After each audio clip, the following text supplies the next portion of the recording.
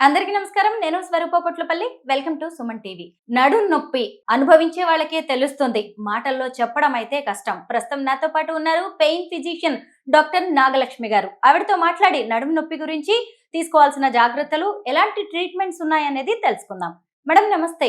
నమస్తే అండి. నడుం నొప్పి అనేది ఎవరికి ఎక్కువగా వస్తూ ఉంటుంది? నడుము నొప్పి బేసికల్‌గా అంటే బాగా కూర్చుని పని చేసే వాళ్ళకి, లేదు హెవీ వెయిట్స్ లిఫ్ట్ చేసే వాళ్ళకి, లేబరర్స్‌లో చూస్తాము. So, it is not like its disease of rich or poor.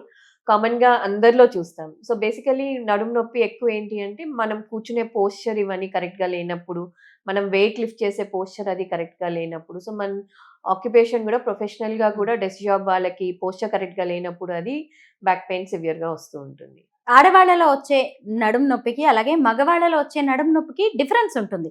ముఖ్యంగా మహిళలకి ప్రెగ్నెన్సీలో కావచ్చు, హ్మ్. లేదు అంటే డెలివరీ తర్వాత సిజేరియన్ అయ్యాక పీరియడ్స్ టైంలో నడుం నొప్పి వస్తూ హ్మ్. ఉంటుంది. హ్మ్. అలాంటప్పుడు ఎలాంటి ట్రీట్మెంట్స్ తీసుకోవాలి? బేసికల్‌గా ఆడవాళ్ళకి ప్రెగ్నెన్సీ రిలేటెడ్ తర్వాత వచ్చే నడుము నొప్పి ఈస్ బికాస్ ప్రెగ్నెన్సీలో టమ్మీ పెరుగుతుంది, అబ్డామెన్ పెరుగుతుంది కాబట్టి మజిల్స్ అన్ని లాక్స్ అయిపోతాయి. అందుకనే పోస్ట్ డెలివరీ ఎక్సర్‌సైజెస్ ఇవన్నీ బ్యాక్ స్ట్రెంథెనింగ్ పాతకాలంలో కట్టుకోమనేవాళ్ళు కదా! గట్టిగా హ్మ్. ఇవన్నీ is to strengthen your muscles. So, అది నడుము నొప్పి మీ సిజేరియన్‌లో ఇచ్చిన అనస్థీసియా వల్ల కాదు, లేదు కూర్చోబెట్టి మత్తిచ్చారు, నడుముకి సూదిచ్చారు. These all won't cause back pain. నడుంకి సూదియ్యడం అన్నది వేరే సర్జరీస్‌లో కూడా చూస్తాము. But caesarean pregnancy related back pain ఏంటి అంటే మజిల్స్ అన్నీ రిలాక్స్ అయిపోతాయి ప్రెగ్నెన్సీలో. సో, ప్రెగ్నెన్సీ డెలివరీ తర్వాత మనం మజిల్‌ని స్ట్రెంథెన్ చేసుకునే ఎక్సర్‌సైజెస్ చేసినప్పుడు మీ బ్యాక్ పెయిన్ తగ్గుతుంది. డే టు డే యాక్టివిటీలో కూడా వి సీ బ్యాక్ పెయిన్ ఆడవాళ్ళలో ఎక్కువగా చూస్తాం. ఎందుకంటే చిన్న పిల్లల్ని ఎత్తుకుంటున్నప్పుడు వంగి ఎత్తుకోవడం ఈ వన్నాటిలతో వస్తుంది. సో, ఎప్పుడైనా వెయిట్ ఎత్తేటప్పుడు అది పిల్లల్ని గానియండి, వంగి పని చేసేటప్పుడు కానియండి, it is like keep your back straight and work. So, బరువది ఎత్తేటప్పుడు మీ నీస్ బెండ్ అవ్వాలి గానీ, మీ బ్యాక్ బెండ్ అవ్వకూడదు. Sit down and with weight తోటి పైకి లేవాలి. సో, ఇవన్నీ జస్ట్ పోస్చర్ మేనేజ్‌మెంట్. మీరు కూర్చొని పని చేస్తున్నప్పుడు గూడా you have to see that మీ ears, shoulder, hip everything should be in a straight line మీ ఫుట్. సో, ఇది స్ట్రెయిట్ లైన్ కింద పెట్టుకొని బ్యాక్ సపోర్ట్ అది పెట్టుకున్నప్పుడు మీ బ్యాక్ పెయిన్ సెట్ అవుతుంది. డాక్టర్ గారు, మగవాళ్ళలో కూడా కొన్ని ప్రొఫెషన్స్‌లో ఉన్న వాళ్ళలో బ్యాక్ పెయిన్ ఎక్కువగా హ్మ్. చూస్తూ ఉంటాం. ముఖ్యంగా సాఫ్ట్‌వేర్ ఇంజినీర్స్ యాహ్! కావచ్చు, డ్రైవింగ్ చేసేవాళ్ళు, యాహ్! సేల్స్ జాబ్స్‌లో ఉన్నవాళ్ళు, మెడికల్ రిప్రజెంటేటివ్స్ ఇలా వీళ్ళలో ఎక్కువగా ఉంటాయి కదా! హ్మ్. మరి వాళ్ళు ఎలాంటి కేర్ తీసుకోవాలి? వీటన్నిటిని గూడా దీన్నే యాక్చువల్లీ మెకానికల్ బ్యాక్ స్ట్రెయిన్ అంటాం. హ్మ్. Common cause of back pain అందరూ షియాటికా అంటారు గానీ, హ్మ్. షియాటికా ఈస్ నాట్ అందరిలో చూసేది షియాటికా కాదు. బట్ మెకానికల్ బ్యాక్ పెయిన్ అంటాం. మెకానికల్ బ్యాక్ పెయిన్‌లో ఏంటి అంటే, మీ మజిల్స్ వీక్ ఉన్నప్పుడు గానీ, మీరు చేసే ప్రొఫెషన్, మీరు కూర్చునే వే గానీ, పోస్చర్ సరిగ్గా లేనప్పుడు వచ్చేది. సో, లెర్న్ బ్యాక్ స్కూల్ అని చెప్తాము. Where we teach how to sit and do your work for desk job people and all, driving people and all. So, కూర్చొని పని చేసే వాళ్ళకి హాఫ్ అన్ అవర్‌కి just walk a few steps అని చెప్తాము. So that you don't sit continuously for hours together. So, mechanical back strain బేసికల్‌గా simple muscle strengthening exercises and posture management తోటి set అయిపోతుంది. డాక్టర్ గారు, కొంతమంది ఏ నొప్పి వచ్చినా ఓ పెయిన్ కిల్లర్ వేసుకుంటారు, హ్మ్. తగ్గించేస్తూ ఉంటారు. హ్మ్. నడుం నొప్పికి ఎలాంటి ట్రీట్మెంట్ తీసుకోవాలి? మెడిసిన్ ఉంటుందా హ్మ్. పర్టిక్యులర్‌గా?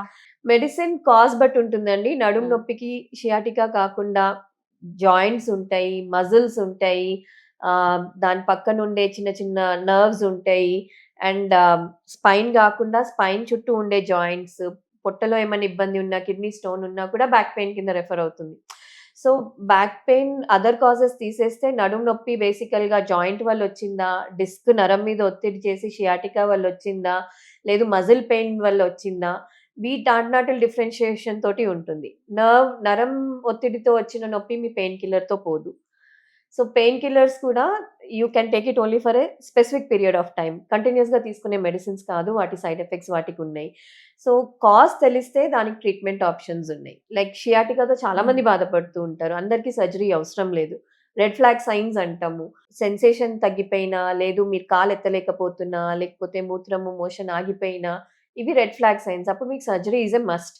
బట్ అవన్నీ లేనప్పుడు మెడిసిన్స్, ఫిజియో తోటి సెట్ కావట్లేదు అనుకుంటే, there are so many spine procedures which we can do to restore the spine function. So, అది జాయింట్ వల్లొచ్చిందా, మజిల్ వల్లొచ్చిందా, నర్వ్ వల్లొచ్చిందా, క్లినికల్గా ఎగ్జామిన్ చేసుకుంటే పేషెంట్ని హిస్టరీ తీసుకుని దాని తర్వాత పేషెంట్ని ఎగ్జామిన్ చేసుకుంటే ఒక క్లూ వచ్చేస్తుంది. దాని ప్రకారం ఇన్వెస్టిగేట్ చేసుకుని దాని ప్రకారం ట్రీట్ చేసుకోవచ్చు.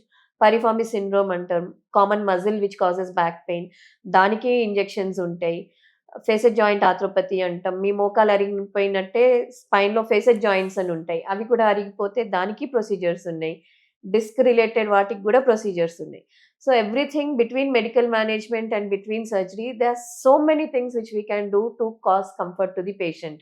Muscle related pain, mechanical back strain చాలా సివియర్, పోస్చర్ మేనేజ్మెంట్ ఫిజియోతోటి సెట్ అవ్వట్లేదు అంటే ప్రోలోథెరపీస్ అని చేస్తాం. So there are various options. ఇదేంటి అంటే చాలా మందికి తెలీదు, ఎవరిని కలవాలో కూడా తెలీదు.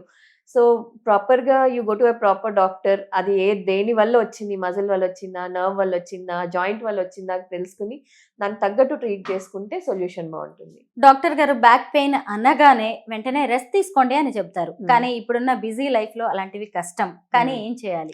ఇంతకుముందు బ్యాక్ పెయిన్ అనంగానే రెస్ట్ అనేవాళ్ళండి. బట్ ఇప్పుడు that is not the evidence based also. మీరు మెడికల్ దాంట్లో కూడా చూస్తే ద లేటెస్ట్ గైడ్‌లైన్స్ కూడా what they say is acute back pain చాలా సడెన్‌గా స్టార్ట్ అయ్యి చాలా సివియర్‌గా ఉన్న బ్యాక్ పెయిన్‌కి 72 అవర్స్ ఆఫ్ రెస్ట్.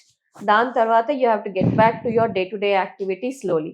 మీరెంత తొందరగా మీ యాక్టివిటీకి రెస్టోర్ అవుతారో మీ బ్యాక్ అంత తొందరగా రీహాబిలిటేట్ అవుతుంది. నడుము నొప్పే కదా అని లైట్ తీసుకోకండి. ఒక్కోసారి అది సివియర్ గా మారిపోయి బెడ్ రిడెన్ వరకు వెళ్లే పరిస్థితులు వస్తాయి. Thank you so much doctor గారు. థాంక్ యూ అండి.